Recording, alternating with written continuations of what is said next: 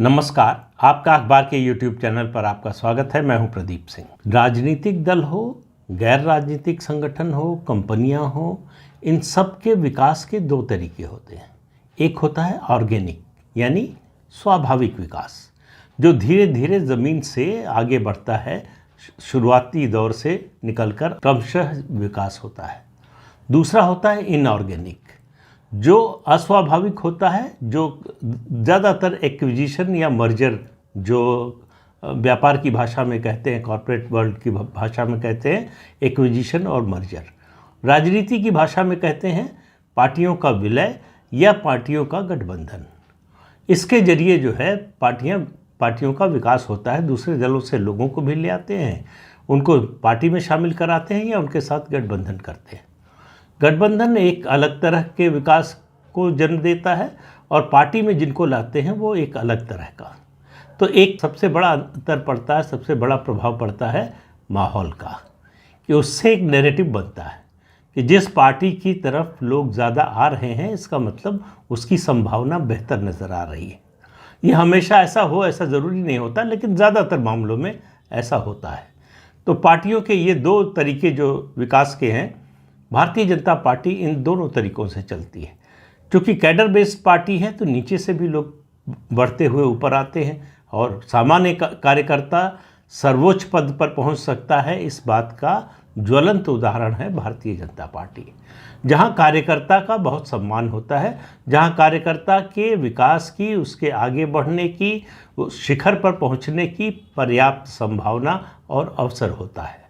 लेकिन जब आप एक्विजिशन करने लगते हैं, दूसरे दलों से लोगों को लाने लगते हैं या गठबंधन करते हैं, तो उसके साथ और भी चीज़ें आती हैं। जैसे बाढ़ का पानी आता है तो बहुत सारी गंदगी भी लेकर आता है, और जब वो जाता है लौटकर तो वो गंदगी छोड़ कर जाता है।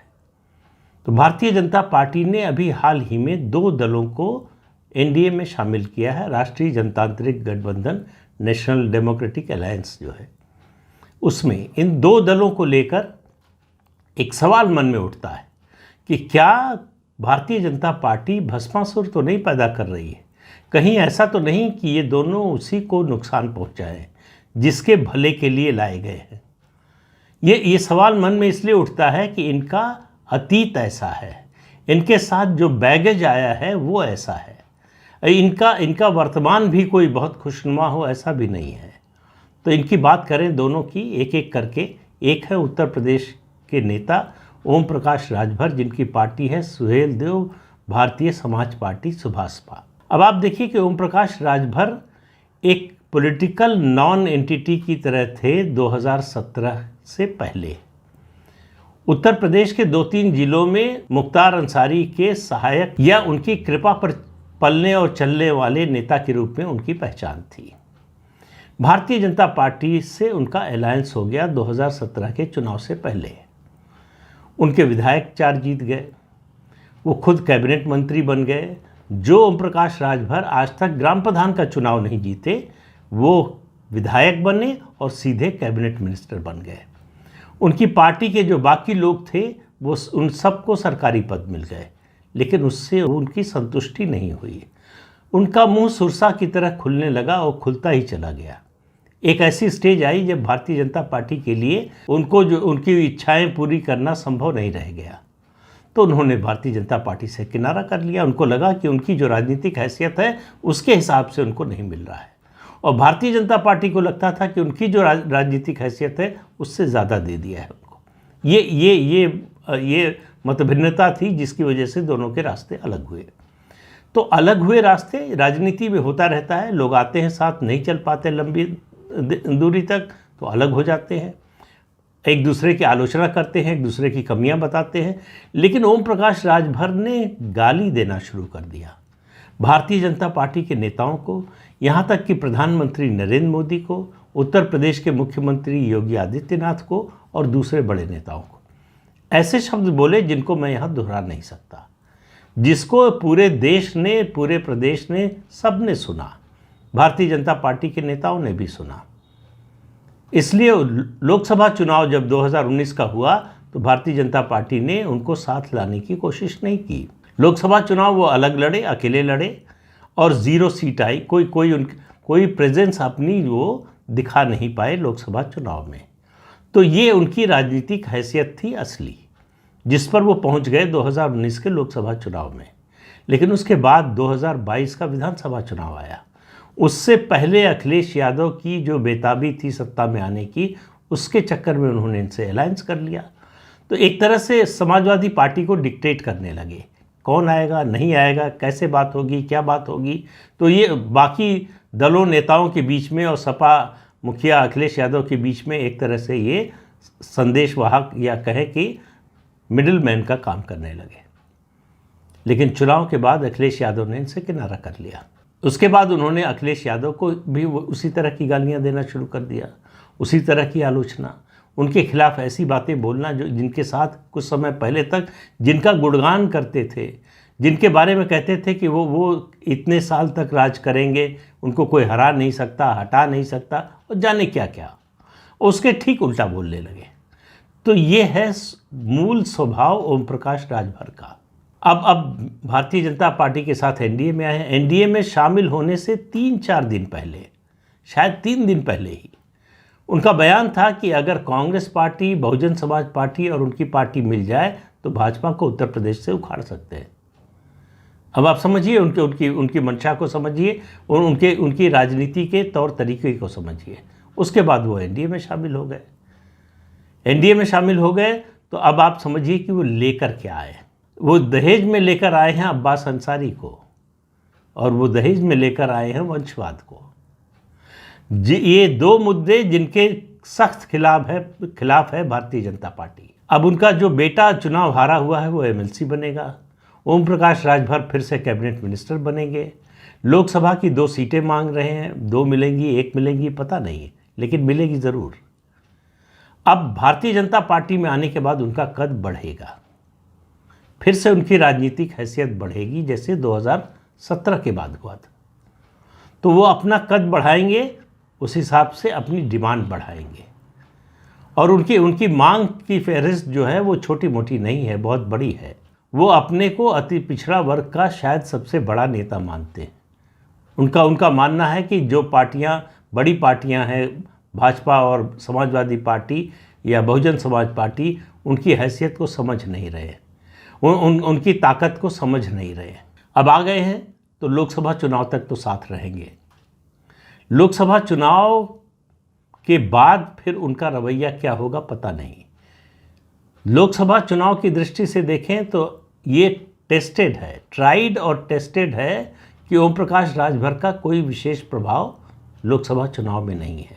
विधानसभा चुनाव 2022 में ज़रूर वो सीटें भले ही 4-5 जीते हों, लेकिन उन्होंने कम से कम 15-20 सीटें बीजेपी को हरवा दी।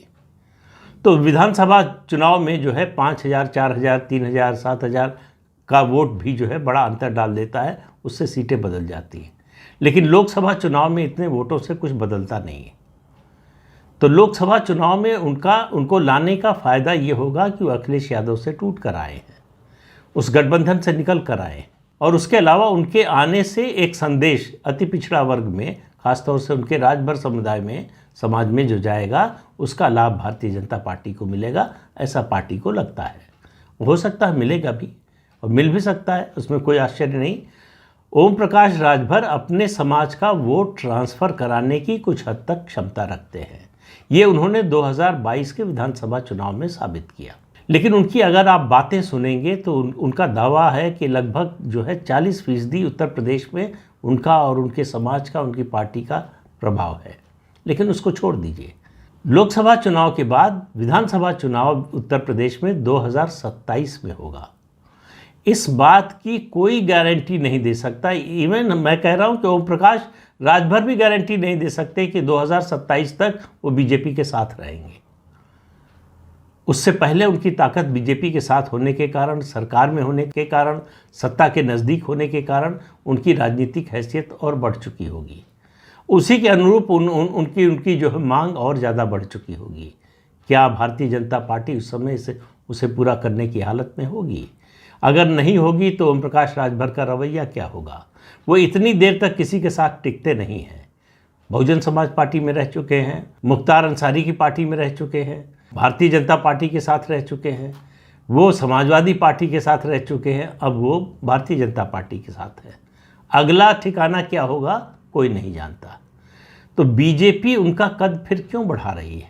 अगर ओम प्रकाश राजभर का कद बढ़ाया तो अल्टीमेटली वो नुकसान बीजेपी को पहुंचाएंगे। लेकिन लोकसभा चुनाव में फ़ायदा होगा, कितना फ़ायदा होगा, एक कॉस्ट बेनिफिट एनालिसिस भी होती है कि लाने का जो नुकसान है, पार्टी का जो वंशवाद के खिलाफ अभियान है, जो ऑर्गेनाइज्ड क्राइम के खिलाफ अभियान, अब वो कह रहे हैं अब्बास अंसारी जो को टिकट मैंने नहीं दिया, वो अखिलेश यादव ने भेजा था, उनके कहने से उनको टिकट दिया, उनके साथ आए। तो अब बीजेपी के साथ अब्बास अंसारी भी है। तो आप अंदाज़ा लगाइए कि इसका संदेश मतदाता में क्या जा रहा है। दूसरे नेता हैं महाराष्ट्र के उप मुख्यमंत्री अजित पवार। शरद पवार के भतीजे हैं, चचा से बगावत करके आए हैं। दूसरे शब्दों में कह सकते हैं चाचा की पार्टी लेकर आए। जिस तरह से एकनाथ शिंदे लेकर आए थे शिवसेना, उसी तरह से अजित पवार लगभग लेकर आ चुके हैं एनसीपी को। अब चर्चा ये है महाराष्ट्र में कि शायद चचा भी आ जाए, चाचा को भी ला सकते हैं। लेकिन उस चर्चा से ज़्यादा चिंता नहीं है। ज़्यादा चिंता इस बात की है जो उनके लोग चला रहे, अजित पवार के लोग, कि वो बहुत जल्दी ही मुख्यमंत्री बनने वाले। अब देखिए अजित पवार क्या लेकर आए हैं तोहफे में, वंशवाद लेकर आए हैं। वंशवाद की ही उपज है अजित पवार। वंशवाद न होता तो उनकी यह हैसियत न होती राजनीतिक, ये उनका दमखम न होता। और दूसरा, भ्रष्टाचार का आरोप लेकर आए। भारतीय जनता पार्टी 2014 से कम लगातार उनके खिलाफ भ्रष्टाचार के आरोप लगाती रही और उन्हीं अजित पवार को अब अपनी सरकार में डिप्टी सीएम बना दिया है। और अब उनके लोगों का दावा है कि वो सीएम बनेंगे। तो आप इससे समझिए कि उनको लाया किस लिए गया था, कि ये सरकार की स्थिरता और मजबूत हो जाए, सुदृढ़ हो जाए। लेकिन उनके आने के बाद से लगातार इस सरकार के अस्थिर होने की खबरें आ रही हैं। गलत होंगी। देवेंद्र फडणवीस ने जो बयान दिया है, जिस तरह से एकनाथ शिंदे के मामले को लेकर उन्होंने कहा कि वो मुख्यमंत्री हैं और मुख्यमंत्री रहेंगे, उनको हटाने की न कोई योजना थी न कोई योजना है। इसके बावजूद खुलेआम अजित पवार के लोग कह रहे हैं कि दादा जो है मुख्यमंत्री बनेंगे बहुत जल्दी ही। और इसको हवा दे रही है कांग्रेस पार्टी। उसका अपना उद्देश्य है, उसका अपना नज़रिया है, वो अलग चीज़ है। लेकिन जिस तरह से अजित पवार आए हैं, और याद रखिए एकनाथ शिंदे के लोगों ने बगावत जो की थी उद्धव ठाकरे के खिलाफ, उसमें सबसे बड़ा कारण अजित पवार थे। वहाँ भी वो डिप्टी सीएम थे और फाइनेंस मिनिस्टर थे। शिवसेना के विधायकों का काम नहीं करते थे, उनके क्षेत्र की योजनाओं के लिए धन का आवंटन नहीं करते थे, जिससे विधायक परेशान थे कि अपने क्षेत्र का काम नहीं करवा पा रहे। अब यहाँ आकर क्या करेंगे ये देखने की बात है। वहाँ भी गठबंधन में थे, सरकार बचाने की भी जिम्मेदारी उनकी थी। गठबंधन की सरकार थी, मिलजुल कर चल रहा था, नहीं चले। यहाँ चलेंगे क्या पता नहीं। लेकिन आप देखिए कि ये दोनों लोग, मुझे लगता है कि भारतीय जनता पार्टी हो सकता है मेरा आकलन गलत हो सकता है मैं जो सोच रहा हूँ बिल्कुल ही गलत साबित हो, लेकिन मुझे लगता है कि भारतीय जनता पार्टी ने दो भस्मासुर पैदा कर लिए जो किसी न किसी दिन पार्टी को डसेंगे, किसी न किसी दिन पार्टी को भस्म करने का प्रयास करेंगे। कर पाएंगे ऐसा लगता नहीं, लेकिन नुकसान तो पहुंचाएंगे ही। जब ओम प्रकाश राजभर छोड़ कर गए थे तो उन्होंने माहौल तो खराब किया ही था। भारतीय जनता पार्टी को लेकर अति पिछड़ों के मन में एक संदेह पैदा करने की कोशिश तो की ही थी और अखिलेश यादव से मिलकर नुकसान भी पहुंचाया। अब नहीं करेंगे ऐसा, इसकी कोई गारंटी कैसे दे सकता है? तो जो अजित पवार अपने चाचा के साथ नहीं चल पाए, जिन्होंने उंगली पकड़कर उनको राजनीति सिखाई, वो अजित पवार देवेंद्र फडणवीस के शुभचिंतक क्यों हो जाएंगे, ये समझने का, मानने का कोई कारण नहीं दिखाई दे रहा। और फिर उनकी महत्वाकांक्षा कोई छिपी हुई नहीं है। वो खुद कह रहे हैं कि मैं मुख्यमंत्री बनना चाहता हूँ, और अभी नहीं कह रहे हैं, पहले से कह रहे हैं। लेकिन साथ में जोड़ देते हैं कि जब एनसीपी को 145 सीट मिलेगी वो तो सपने की बात है। उनके चचा अपने पीक पर थे जब, तब एनसीपी को जो है 100 सीट भी नहीं दिला पाए। 71 मैक्सिमम एनसीपी की सीट रही है पिछले 24 साल के चुनाव में। तो इसलिए अजीत पवार उनसे बड़े नेता हैं या उनसे बड़ा जनाधार है, ये अभी टेस्ट होना है। अजीत पवार वोट कितने लेकर आए हैं, इसकी अभी परीक्षा होना बाकी है। तो ये अभी अजीत पवार जो है वो भाजपा के लिए बंद मुट्ठी है, क्योंकि वो अपने साथ बैगेज भी लेकर आए। तो भारतीय जनता पार्टी को एक सवाल अपने आप से पूछना चाहिए कि कहीं जिनको असेट समझकर लाए हैं वो लायबिलिटी तो नहीं बन जाएंगे, और इस बात का खतरा बराबर बना हुआ है। तो इस अंक में इतना ही, अगले अंक में फिर मिलेंगे किसी नए मुद्दे के साथ। तब तक के लिए अनुमति दीजिए। आपसे अनुरोध है कि चैनल देखिए, शेयर कीजिए, लाइक कीजिए और सब्सक्राइब ज़रूर कीजिए। नमस्कार।